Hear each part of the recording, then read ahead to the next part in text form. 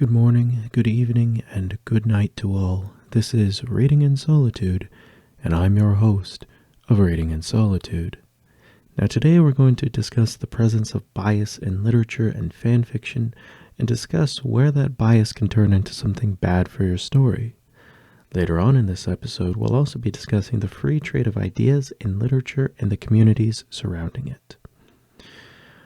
To begin with, I would like to say that I'm using a new microphone, and I ask any of you to let me know how it sounds, let me know how my audio sounds, and whether or not there are things which I can improve on. For example, maybe I need to use a little more EQ. Perhaps I need to do a bit more post-processing. Perhaps I need to adjust the gain settings.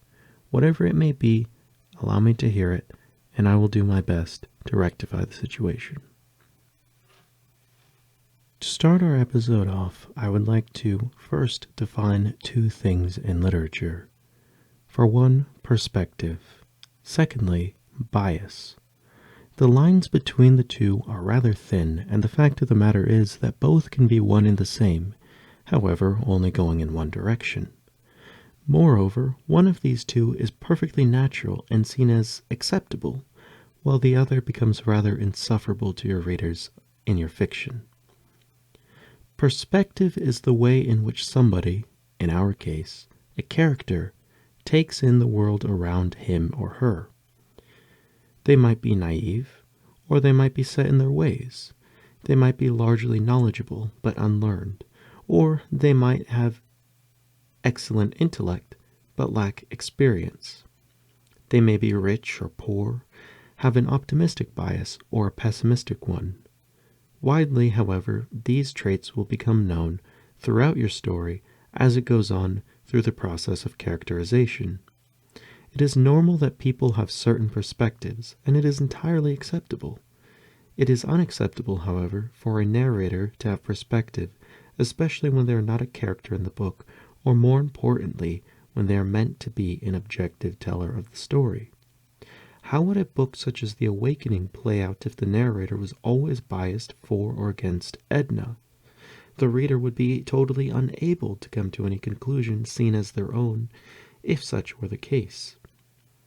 Let it be known that many stories do lead their readers into feeling a certain way, through the ways that they present facts or how they word their sentences, but the final verdict is always left up to the reader.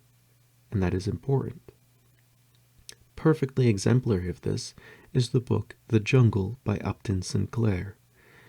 The book was a critique of the early 20th century workers' rights and labor practices, especially in regard to the meatpacking industry, which the book took a lens to. The book, according to Sinclair, was meant to expose the issues of capitalism and was written in support of socialism. However, the book had a much greater impact on the public at large in bettering labor practices and consumer rights, especially with regards to sanitation. The book was also partially responsible to the later development of the Food and Drug Administration. As you can see, the author's intention and the final verdict reached by the public was very different.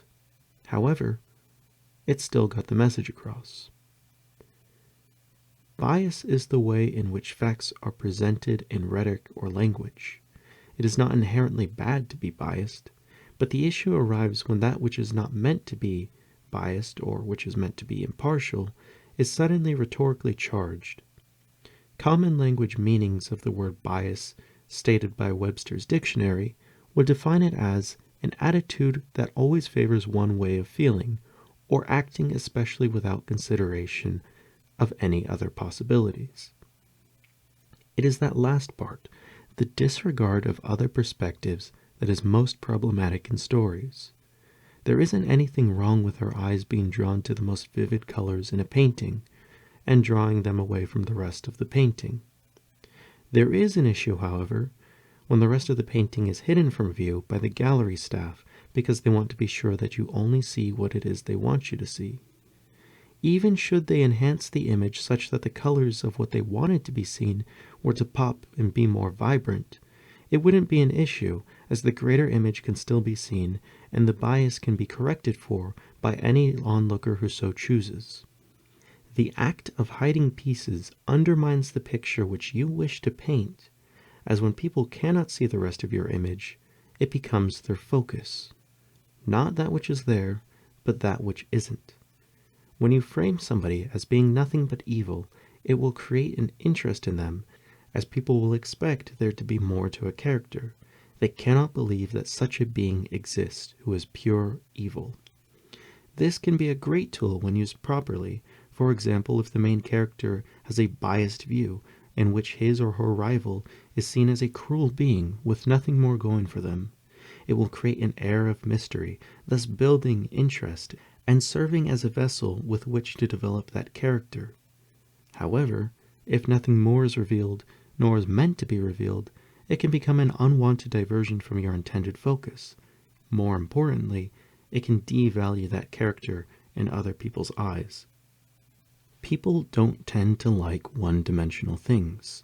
If your bias is too focused and you only show one dimension, never the sides, never the back, people don't care. Take the anime Little Witch Academia. The primary antagonist to the main character, Atsuko Kagari, Diana Cavendish, is largely portrayed in a biased light in the first season of the anime, and she's seen as being a cruel and uncaring character. She is seen as being the total antithesis to Atsuko. However, as time goes on, you see that the two are more alike, and through the process of characterization, Diana becomes a more fleshed out and three-dimensional character, and in my opinion, became one of the most interesting characters of the whole anime. Worse still, if the reader disagrees with the biased view which they are presented, it may cause readers to side with the antagonist out of the sheer fact that the antagonist's motives and beliefs are unknown. Therefore, by headcanon, they could really be anything. All that is known is that which they stand against, that which the reader may have at this point come to dislike. More likely, however, readers will simply view you and your characters as arrogant and thus unlikable if they are only given a biased view. When it's hard for readers to understand or be sympathetic with your protagonist, it can thus be hard for you to impart your intended themes, and you may find yourself to be at the butt end of a great deal of criticism. Note that some characters are not meant to be understood with regards to certain genres such as the absurd, which explore existential topics and highlight how difficult things are to understand when life is viewed through the lens of having no purpose.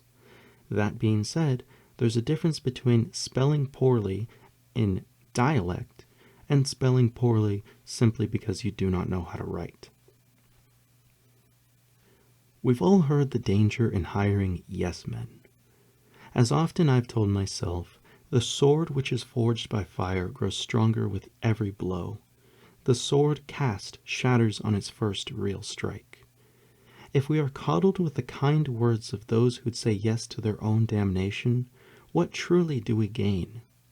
It is important to take on all criticism, good and bad, and do with it that which is needed. The weak criticisms can be ignored.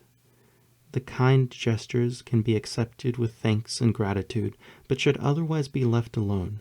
They are not to be chased. And at last, the substantial critiques should be taken in and analyzed. It is not to say that all criticisms with substance need to be followed, but every one of them should be heard, even when said in a cruel or harsh way.